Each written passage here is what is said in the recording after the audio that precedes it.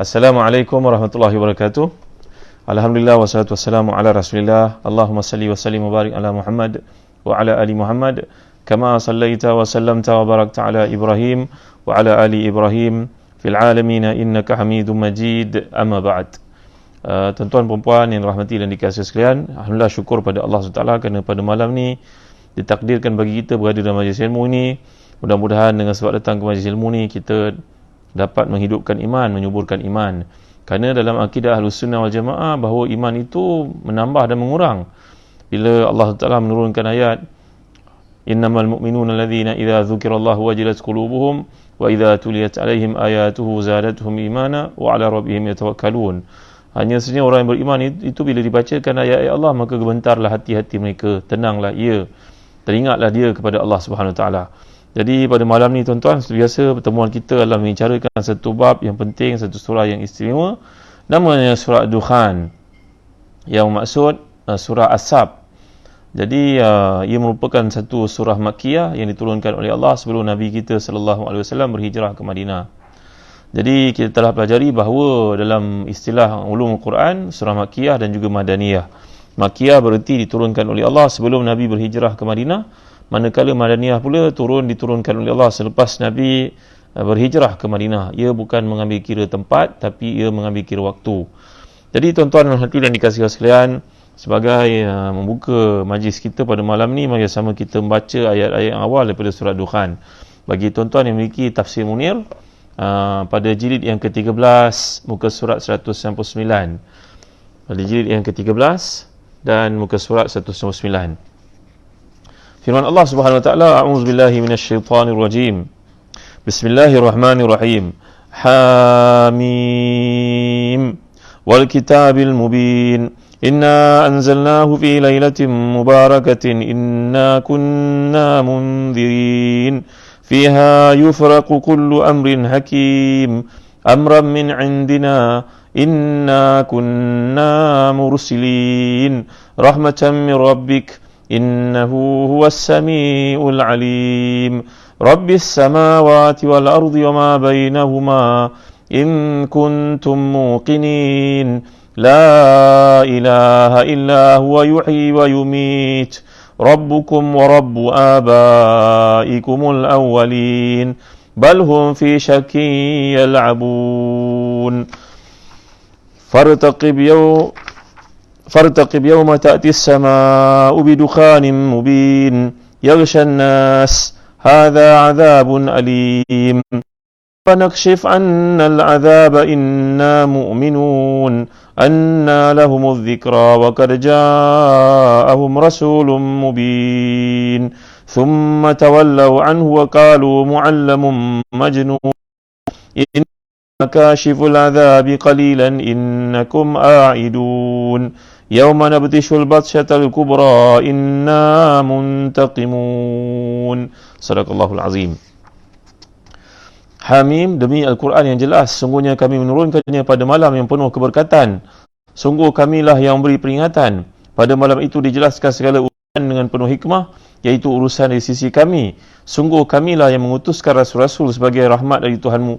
Sungguh dia maha mendengar, maha mengetahui. Tuhan yang melihara langit dan bumi dan apa yang ada antara keduanya, jika kamu orang-orang yang yakin. Tidak ada Tuhan selain dia, dia yang menghidup dan mematikan. Dialah Tuhanmu dan Tuhan nenek moyangmu terdahulu. Tapi mereka dalam keraguan, mereka bermain-main. Dan maka tunggulah pada hari ketika langit membawa kabus yang tampak jelas.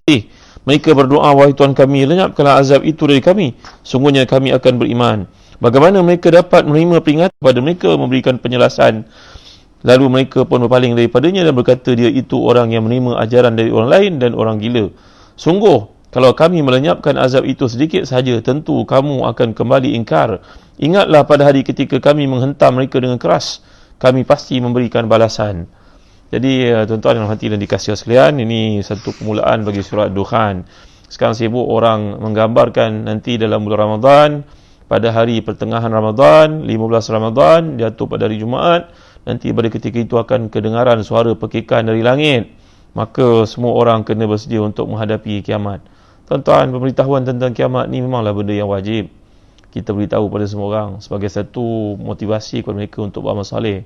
Tapi janganlah kita membawa hadis mungkar, hadis palsu untuk dibawakan kepada umat ini. Nanti akibatnya umat Islam akan menjadi mangsa kepada penghinaan oleh orang lain, tuan-tuan dimuliakan sekalian. Benda yang bersifat ramalan ni perlu kepada hadis-hadis sahih.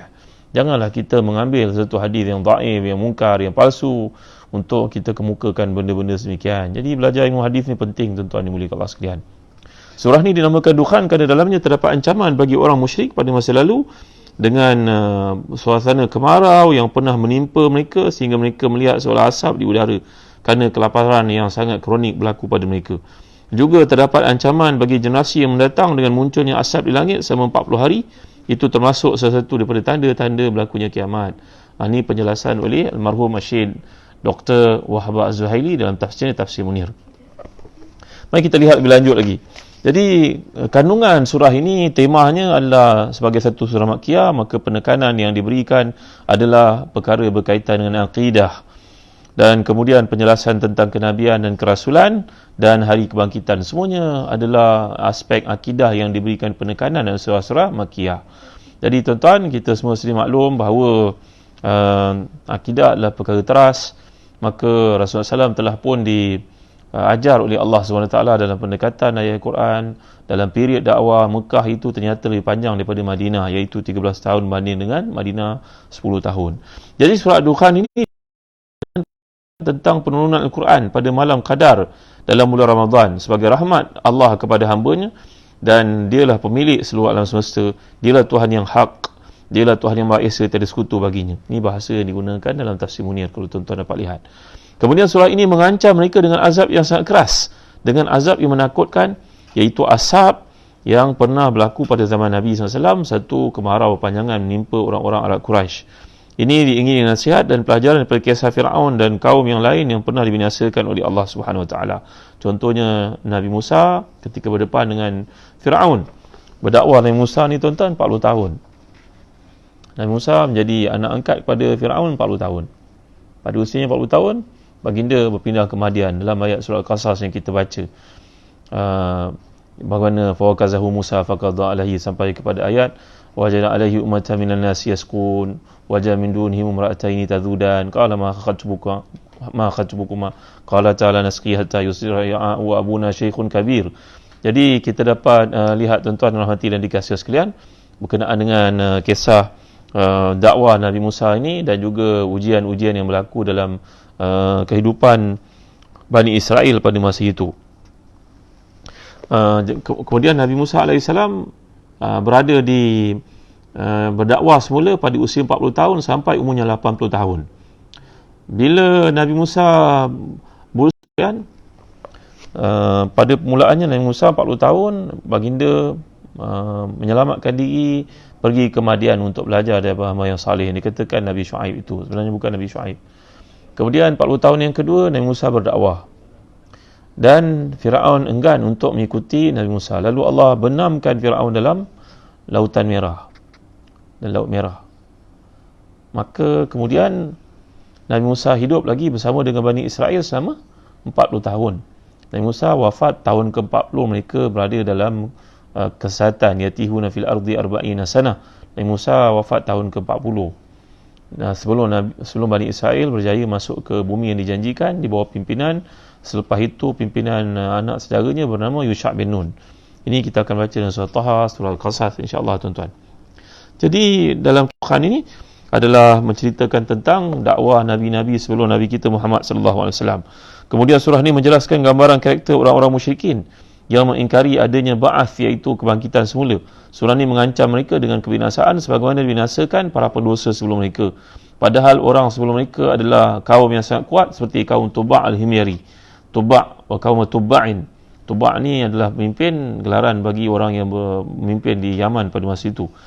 Surah ini menggambarkan kepada mereka tentang kengerian huru-hara hari kiamat dan apa yang terdapat dalamnya berupa siksaan, makanan zakum dan neraka jahanam. Surah ini ditutup dengan penjelasan nasib orang yang saleh dan orang yang jahat untuk memberikan dorongan sekaligus berita gembira bagi orang yang saleh dengan kesudahan nasib yang baik, serta menakut-nakutkan orang jahat dan mengancamnya dengan pembalasan dan azab yang sangat keras.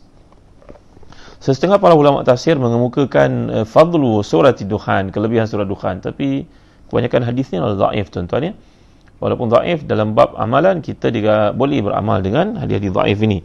Jadi antara hadis itu riwayat Darimi dalam musnadnya daripada Abu Rafi', man qara Dukhan fi lailatul jumu'ah asbaha maghfuran lahu wa uzuija min huril ain. Siapa yang baca surat Dukhan hari Jumaat, maka dia akan bangkit keesokan harinya dalam keadaan diampunkan dosa-dosanya dan dikahwinkan dengan bidadari. Dalam hadis lain, man qara'a Dukhan lailatul jumu'ah asbaha maghfuran lahu. Siapa yang baca surat Dukhan, dia akan bangkit. Dalam riwayat Tirmizi pula, man qara'a Hamim Dukhan fi lailatin asbaha yastaghfir lahu 70,000 malakin. Siapa yang baca surat Dukhan pada satu malam, maka dia akan tidur dalam keadaan didoakan 70,000 para malaikat agar diampunkan dosa-dosanya. Demikian juga dalam hadis satu riwayat Abu Umamah bahawa Nabi SAW sabda, man qara'a Hamim Dukhan lailatul jumu'ah yauma al-jumu'ah banallahu lahu baitan fil jannah. Siapa yang baca surat Dukhan pada malam Jumaat atau hari Jumaat, maka Allah akan membina untuknya satu mahligai dalam syurga. Ini kelebihan-kelebihan, kebanyakannya merupakan hadis dhaif seperti yang telah dinilai oleh para muhaddisin. Tuan-tuan dimuliakan Allah sekalian. Jadi surat Dukhan ini kalau kita perhatikan, bila Allah SWT menurunkan surah ini, Allah satu keperluan, kewajipan manusia untuk menjadikannya sebagai pimpinan, bimbingan, panduan dalam hidup. Dan kemudian Allah menceritakan dalam surah ini Al-Quran diturunkan pada malam yang penuh keberkatan, iaitu malam Qadar. Malam Qadar ni mengikut jumhur para ulama, ia berlaku hanya satu malam sahaja dalam setahun, dan mereka mentarjihkan ianya berlaku pada 10 malam yang terakhir pada Ramadan berdasarkan kepada hadis-hadis yang sahih. Ada kalangan mereka yang mengatakan bahawa malam Qadar itu berlaku sekali dalam setahun, tak semestinya bulan Ramadan. Pendapat ni pendapat yang syadz, pendapat yang pelik, yang ganjil.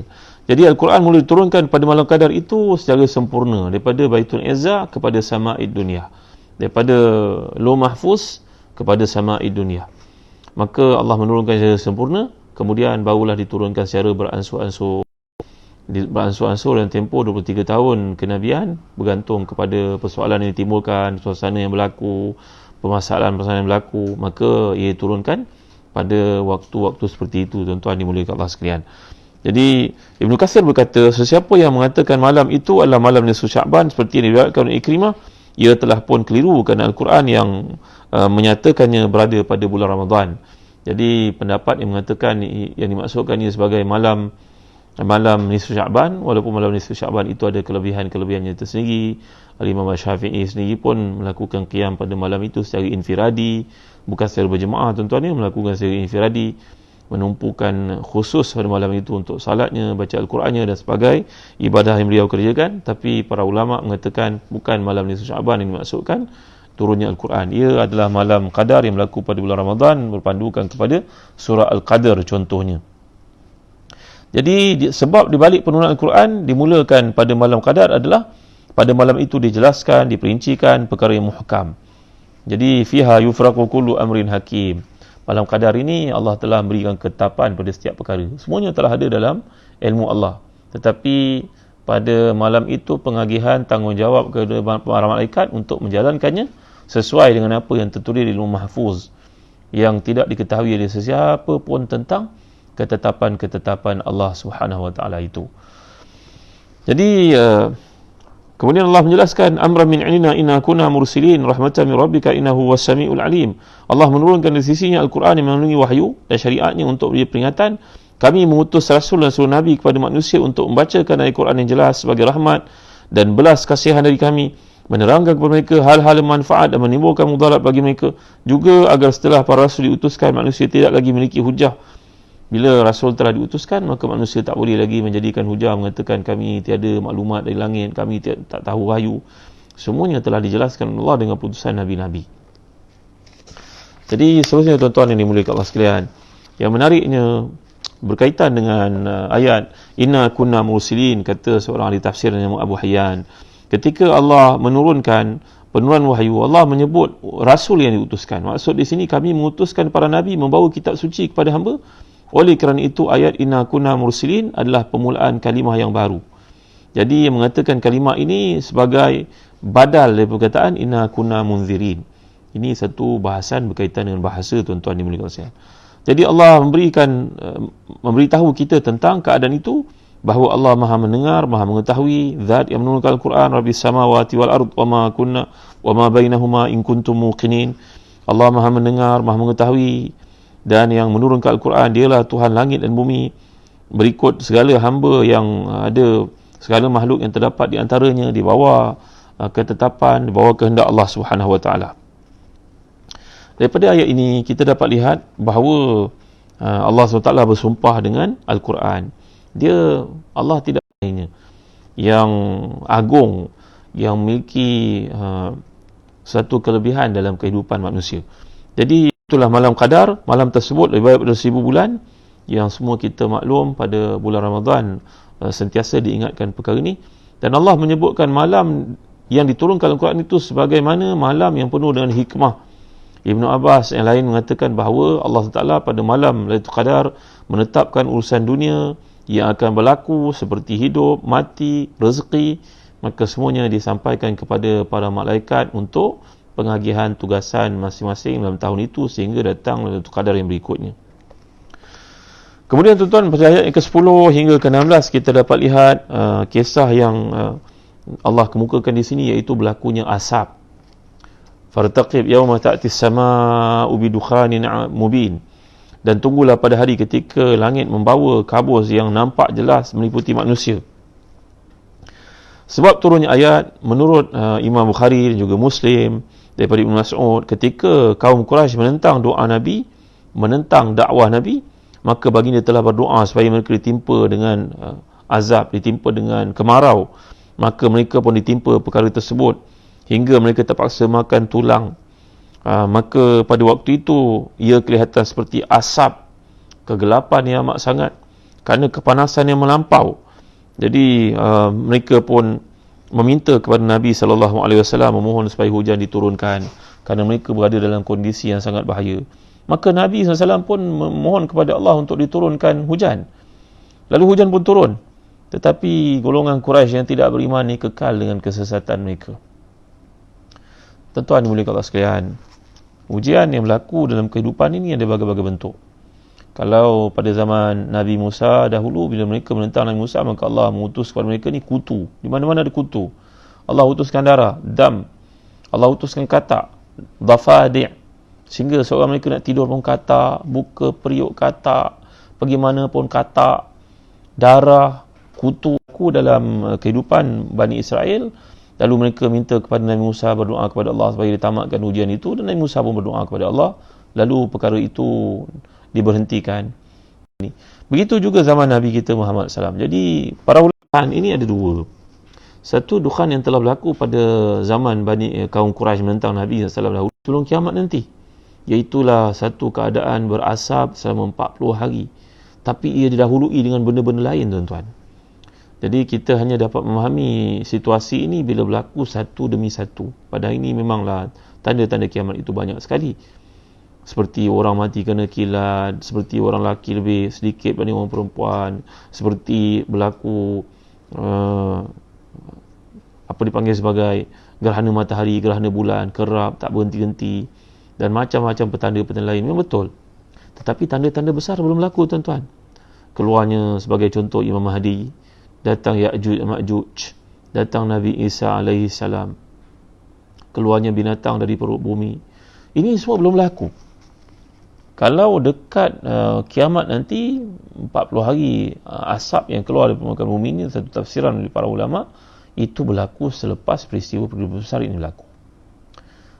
Jadi tuan-tuan dimuliakan sekalian, daripada kita meramal-ramal benda-benda ini berlaku sedangkan tidak ada hujah yang solid dan konkret terhadapnya, kan kebaik kalau kita ambil peluang untuk mendalami Islam, mengamalkan Islam, beramal salih.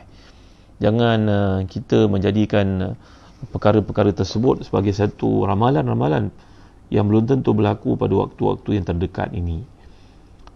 Sehingga ada sekumpulan anak-anak muda yang bijak belajar di sekolah selama penuh datang berjumpa berkata, "Ustaz, apa keadaan sekarang? Kiamat nak berlaku dah. Habis perlu apa kami belajar?" Tuan-tuan, kalau kita belajar dalam hadis, ketika Nabi SAW bersabda, "Man yaghris gharsan aw yarza'u zar'an fayakulu minhu tayr aw hayawan aw insan aw bahima illa kana bihi sadaqah." Siapa yang menanam pokok, dimakan olehnya burung, manusia, binatang, maka baginya sedekah. Idza qamatil qiyamah fi yadi ahadikum fasila in sata'al an yaghrisha falyaghrishha. Dan hadis yang sahih yang lain mengatakan, kalau berlaku kiamat, di tangan kamu ada benih pokok untuk ditanam, kamu mampu untuk tanam, maka tanam walaupun kiamat akan berlaku. Ini nasihat Nabi SAW daripada hadis sahih. Maknanya kepada mereka yang di luar sana disibukkan dengan isu-isu ramalan ini, sampai berkira pula ini 3 bulan April tahun 2000 ini ada 3,303 orang mati. Apa cerita ni tuan-tuan? Yang kita sibuk dengan angka ni buat apa? Kebanyakan orang yang membincang sekalian, kerana angka yang diberikan oleh Allah dalam Quran, alaiha tis'ata asyar contohnya, malaikat yang menjaga neraka ni 19 orang, itu bukan angka dalam erti kata spesifik untuk kita mengambil sebagai pedoman, bukan.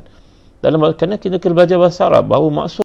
Jadi kita tak perlu menjadikan bicara tentang angka ni satu bicara penting dalam hidup kita sehingga mengakibatkan segala-galanya tertakluk kepada angka, nak kahwin kena tarikh macam ni. Ini adalah kesesatan tuan-tuan dimulai Allah sekalian. Tapi kalau para doktor menetapkan dosage ubat itu 3 biji, 5 biji, itu ilmu tuan-tuan, itu berdasar pada fakta, itu kajian.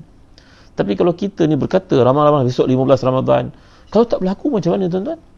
Yang kita sibuk pergi cerita sampai orang bukan Islam pun melihat umat Islam ni suka meramal-ramal. Kita dalam Islam diharamkan untuk meramal benda yang belum berlaku. Dan hadis-hadis untuk berkaitan dengan peristiwa-peristiwa yang akan berlaku dimestikan untuk diambil daripada hadis sahih. Sekiranya hadis itu merupakan hadis dhaif, apatah lagi kalau palsu, maka janganlah kita pergi sebarkan dia seolah-olah ia satu ketetapan yang mesti berlaku. Jadi perkataan dukhan yang dimaksudkan di sini, kalau kita perhatikan dalam kitab-kitab tafsir, ialah satu ancaman daripada Allah kepada orang musyrikin. Allah berfirman kepada Nabi-Nya, tunggulah kedatangan satu hari di mana langit datang membawa satu seperti asap yang nyata tersebar di udara. Asap itu ada hubungannya dengan masa lalu, berkaitan dengan kondisi kemarau yang menimpa kaum Quraisy selama 7 tahun kerana doa Nabi SAW. Seakan-akan orang melihat asap pada masa itu menutup antara bumi dan langit kerana dahsyatnya kepanasan yang menimpa mereka, sehingga penglihatan mereka lemah dan kabur, seperti disebut dalam penjelasan sebab turunnya ayat ini daripada Ibn Mas'ud radhiyallahu an, atau ia adalah berkaitan dengan perangan Badar. Jadi dukhan ini kata setengah ditafsir ia merujuk kepada azab yang pernah Allah turunkan kepada kaum Quraisy, iaitu tewasnya mereka di medan Badar. Jadi ada dua riwayat, sama ada kemarau yang pernah berlaku terhadap bangsa Quraisy yang menentang Nabi pada masa itu, ataupun kekalahan di medan Badar. Mereka melihat asap disebabkan kuda ini bergerak pantas, debu-debu berterbangan. Maka dukhan dimaksudkan adalah debu-debu yang berlaku dalam perangan pada masa itu. Wallahu a'lam. Adapun hubungannya dengan masa depan, kata Syekh Dr. Habaz Zuhaili, asap menjadi salah satu tanda-tanda kiamat. Asap itu bumi selama 40 hari. Pada waktu itu tersebar debu yang seperti asap yang menyebabkan cuaca menjadi mendung dan gelap. Inilah yang ditegaskan sebahagian para ilmuwan sebagai akhir zaman, bila cahaya matahari makin melemah. Jadi asap tersebut menyelimuti ke seluruh permukaan bumi, sebagaimana penjelasan ayat itu, yaghshanna sahadha azabun alim. Asap itu menyelimuti manusia dia sangat penyuruh, dan mereka berkata ini azab yang sangat menyakitkan. Ketika itu manusia memohon pertolongan kepada Allah, Rabbana kshif annal azaba inna mu'minun. Wahai Tuhan kami, hilangkanlah azab ini, kami berjanji untuk menjadi orang beriman kepadamu. Ini adalah peristiwa yang akan berlaku pada masa hadapan, tetapi ia didahului oleh banyak fenomena yang berkaitan dengan kiamat. Ia bukannya berlaku pada bulan Ramadan yang dekat ni tuan-tuan. Untuk mengatakan seperti itu, kita mesti faham turutan dari sudut peristiwa ini, kronologi berlakunya kiamat. Ada banyak perkara mendahului sebelum datangnya azab berbentuk dukhan yang menutup permukaan bumi ini, yang berada di antara langit dan bumi ini tuan-tuan. Jadi kalau kita perhatikan, di antara tanda-tanda kiamat munculnya asap, kegelapan yang berlaku di permukaan bumi kerana cahaya matahari pada masa itu sudah menjadi lemah, dan dia merupakan satu hari yang sangat sulit kepada orang-orang kafir. Manakala orang beriman, mereka akan diselamatkan oleh Allah berpandukan kepada banyak hadis. Sebagai contohnya, Abu Sa'id Al-Khudri meriwayatkan secara marfu', annahu dukhanun yahiju bin nas yawmal qiyamah ya'khudhul mu'min minhu kazzakma wa yanfukhul kafir hatta yakhruj min baini masma'in minhu. Ialah asap yang menyelimuti umat manusia pada kiamat. Orang beriman akan diselamatkan oleh Allah. Adapun orang kafir, maka asap itu akan menggelembung masuk dalam lubang pendengarannya sehingga kepalanya pening dan sasau. Tuan-tuan dimuliakan Allah sekalian. Diriwayatkan pada Huzaifah, Nabi SAW sabda, inna awal ayat dukhan wa nuzuli Isa bin Maryam wa narun takhruju min qari adan abyan wa tasuqqun nas ilal mahsyar. Tanda-tanda awal kiamat nanti adalah keluarnya Isa bin Maryam, Nabi Isa bin Maryam. Kemudian api yang keluar dari tanah Aden, Abyan. Dan api itu akan menghalau manusia. Asap itu akan menghalau manusia ke bumi mahsyar. Ini bukan sekarang tuan-tuan, ini berlaku lama lagi ke hadapan, bukannya sekarang. Jadi kebiasaan dan penjelasan dan yang dikemukakan oleh Allah adalah orang kafir ini berusaha untuk mendekatkan diri pada Allah ketika berlakunya bencana. Tetapi bila bencana hilang, dia kembali kufur kepada Allah Subhanahu Wa Taala. Sikap inilah yang berlaku pada orang-orang musyrik ketika menentang Nabi dan berlakunya kemarau yang berpanjangan selama 7 tahun. Mereka datang menemui Nabi dan berjanji akan masuk Islam kalau Allah menghilangkan kemarau tersebut. Jadi, tuan-tuan dan hati dan dikasih sekalian, kita jangan jadi seperti orang kafir. Orang kafir ni, dzalika mablaghuhum min al-ilm. Kehidupan mereka ni umpama binatang.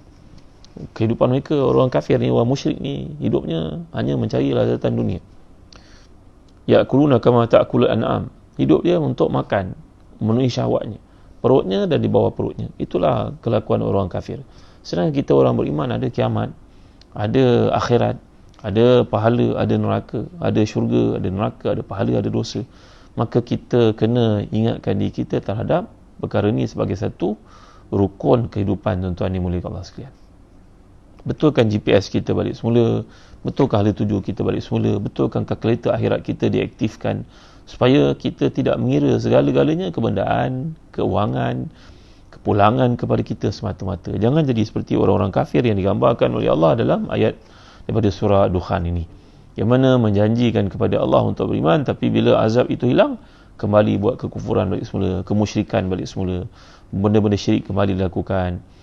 Tuan-tuan dimuliakan Allah sekalian, saya teringat satu hadis yang dikemukakan oleh para ulama daripada riwayat Salman Al-Farisi radhiyallahu anhu ardhah. Hadis ini ada dalam Muwatta, dalam Musnad Ahmad. Bagaimana menceritakan bahawa ada orang masuk syurga kerana seekor lalat, ada orang masuk neraka kerana seekor lalat. Pernah dengar tak cerita ni tuan-tuan? Iaitulah, ada orang sebelum kamu, mereka nak melalui satu tempat itu ada seorang jaga, penunggu, guard, security, yang berkata kepadanya, kamu nak lalu tempat ini, kamu kena korbankan seekor binatang. Yang pertama berkata, aku tidak punya wang, aku tidak punya binatang untuk dikorbankan. Maka berkata jaga itu, orang yang jaga itu, kalau tidak ada binatang, lalat tangkap seekor, potong kepalanya, ini satu korban kau untuk penunggu kat sini, Tuhan yang ada kat sini. Maka orang itu berkata, lalat, oh lalat tak ada masalah, dia tangkapnya lalat, potong kepala. Maka di akhirat dia mati, dimasuk neraka kerana seekor lalat.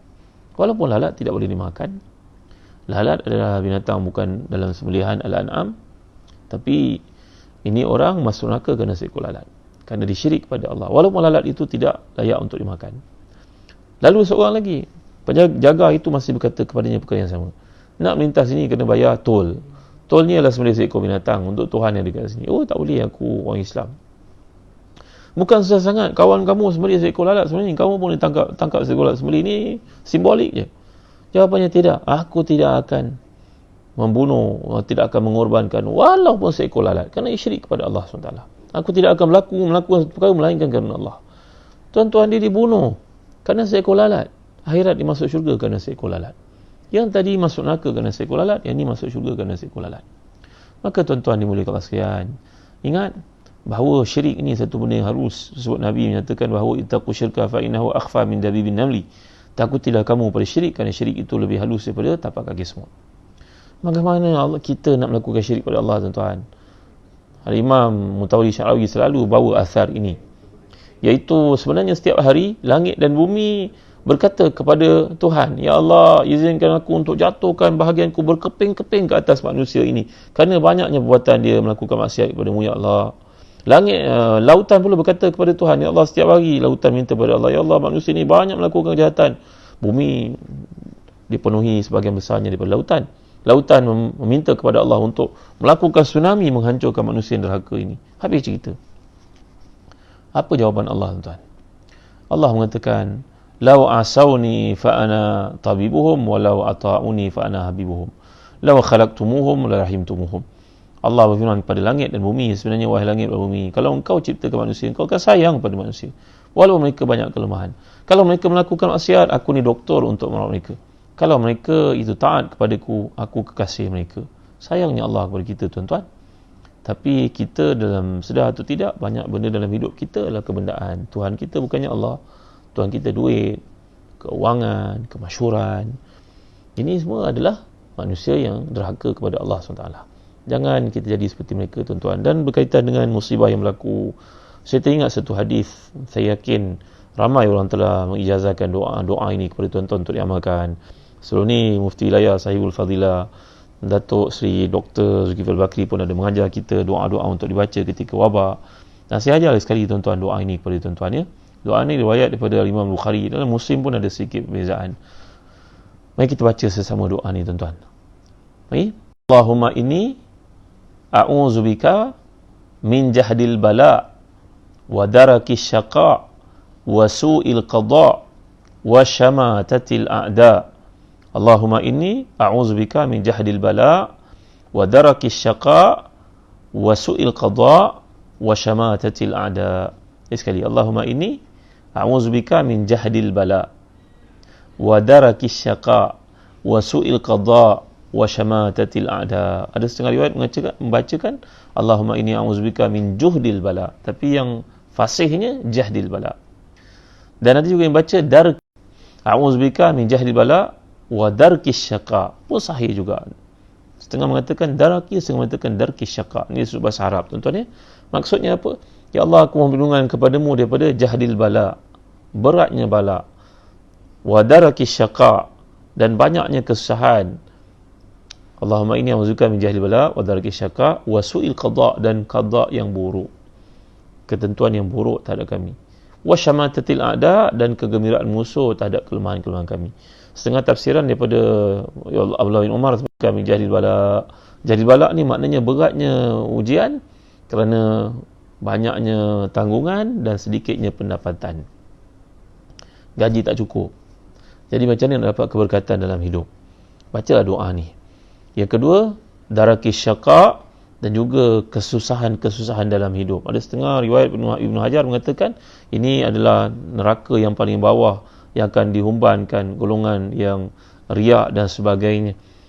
Kemudian yang ketiga, Allahumma inni a'udzubika min jahlil bala wa darkis syaqa wa su'il qada, dan ketapan-ketapan yang buruk. Seorang itu sebagai contohnya dibuang kerja, lepas buang kerja pula kena penyakit pula, orang datang ke rumah, orang rompak rumahnya pula. Ya Allah, tak berhenti-henti musibah dalam hidupnya. Mengapa berlaku demikian? Satu sebabnya kita dapat elakkan dengan berdoa kepada Allah. Dan yang terakhir sekali, wasyamatatil a'da, dan daripada kegembiraan musuh tatkala kita melakukan kesilapan dalam pencaturan, pentadbiran ataupun kegiatan kehidupan kita, tuan-tuan. Jadi balik kepada surah Dukhan ni, surah yang menceritakan tentang satu peristiwa yang pernah berlaku pada zaman Nabi SAW, dan dia tidak ada kaitan dengan Ramadan yang akan datang, yang diramalkan oleh orang tertentu itu. Ia mungkin berlaku sebelum kiamat, seperti kata daripada para ulama tafsir macam sahabat Nabi Abdullah bin Mas'ud juga mengatakan perkara yang sama yang berlaku nanti dekat-dekat kiamat, sejurus seiring dengan kemunculan Nabi Isa bin Maryam untuk memerintah bumi dengan keadilan. Dia bukannya berlaku sekarang. Jadi bukanlah saya nak gembirakan tuan-tuan kata kita kena seronok, kita kena, bukan begitu maksud saya jangan kita meramal benda-benda yang tak ada dalam hadis yang sahih. Itu poin yang saya nak sebutkan kepada tuan-tuan sekalian. Jangan kita turut menyebarkan maklumat yang tak tepat. Jadilah orang membaca. Jangan kita menyebarkan maklumat daripada WhatsApp, daripada Facebook, yang entah mana-mana rujukan yang diambil. Jadi orang baca, tuan-tuan. Jadilah orang berilmu. Jadi mudah-mudahan Allah memberkati kita pada malam ni. Allah beri pada kita kefahaman, Allah pelihara kita daripada segala keburukan, dan kita mohon kepada Allah di akhir liqa ini sama-samalah kita menandatangkan berdoa kepada Allah, moga-moga di kalangan tuan-tuan yang mendengar, yang hadir dalam kuliah ini merupakan para salihin yang doanya dimakbulkan oleh Allah, dengan aminnya itu disertai dengan para malaikat mendoakan untuk kita bersama-sama. Moga Allah beri keselamatan dan keluarkan kita daripada kegusaran, kebimbangan yang berlaku pada hari ini. Alhamdulillah Rabbil Alamin, wassalatu wassalamu ala asyrafil anbiya'i wal mursalin sayyidina Muhammadin wa ala alihi wa sahbihi ajma'in. Allahumma ighfir lana dhunubana wa israfana fi amrina wa thabbit aqdamana wa ansurna 'alal qaumil kafirin.